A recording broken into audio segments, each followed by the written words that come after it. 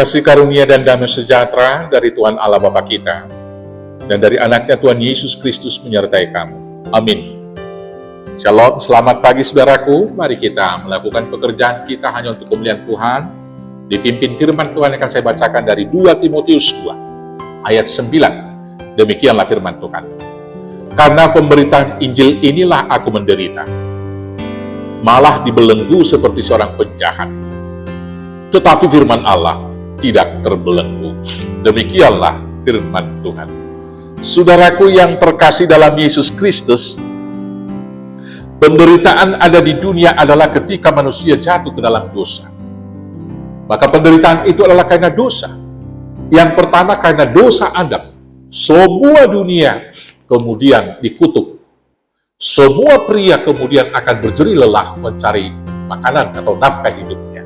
Semua wanita harus kesakitan ketika mengandung dan melahirkan. Intinya, karena dosa turunan Adam, semua dunia dan juga semua ciptaan alam di dalamnya ikut mengalami penderitaan. Kemudian ada juga penderitaan karena dosa orang lain. Karena ada orang jahat di sekitar kita, kemudian dia rampok kita, kita terluka, kita menderita karena dosa orang lain.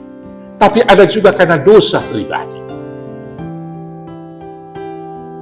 Kita sudah dilarang misalnya, dilarang oleh hukum untuk melakukan korupsi atau mencuri, tapi kita melakukannya. Maka ketika kita mencuri, kita menderita karena kita harus dipenjarakan. Ada dosa karena berbuat yang jahat, tetapi rupanya juga ada dosa, ada penderitaan karena kita melakukan hal-hal yang baik.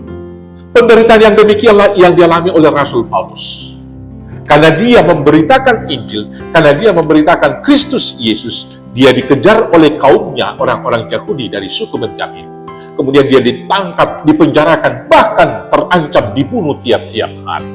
Saudara-saudaraku yang terkasih dalam Yesus Kristus, marilah kita sebagai orang percaya ikut ambil bagian dalam penderitaan yang dialami oleh Paulus. Ikut ambil bagian dalam penderitaan karena memberitakan Injil. Ikut ambil bagian dalam penderitaan Kristus karena melakukan segala hal-hal yang baik di dunia ini. Karena bila kita ikut ambil bagian dalam penderitaan yang demikian, Kristus yang akan memelihara hidup kita. Kristus yang akan menjamin masa depan kita. Dan akhir daripada semua pertandingan itu, Tuhan menyediakan mahkota kehidupan bagi kita. Dan itulah tujuan peperangan rohani kita. Itulah tujuan pertandingan iman kita. Karena kita berlari-lari untuk tujuan itu. Mendapat mahkota kehidupan dan juga hidup yang kekal. Karena itu, jika kamu harus menderita, janganlah menderita karena melakukan dosa. Tetapi jika kamu harus menderita, menderitalah karena ikut ambil bagian dalam mewartakan Injil dan Kristus. Tuhan Yesus memberkati. Amin. Kita bersatu dalam doa. Terima kasih Bapa yang baik. Tuhan memberikan teladan bagi kami, yaitu hamba-Mu Rasul Paulus yang menderita memberitakan Tuhan, memberitakan Injil dalam kehidupan. Maka kami mau ambil bagian, sesulit dan sesusah apapun keadaan, agar kami dimampukan memberitakan Injil keselamatan yang dari Kristus.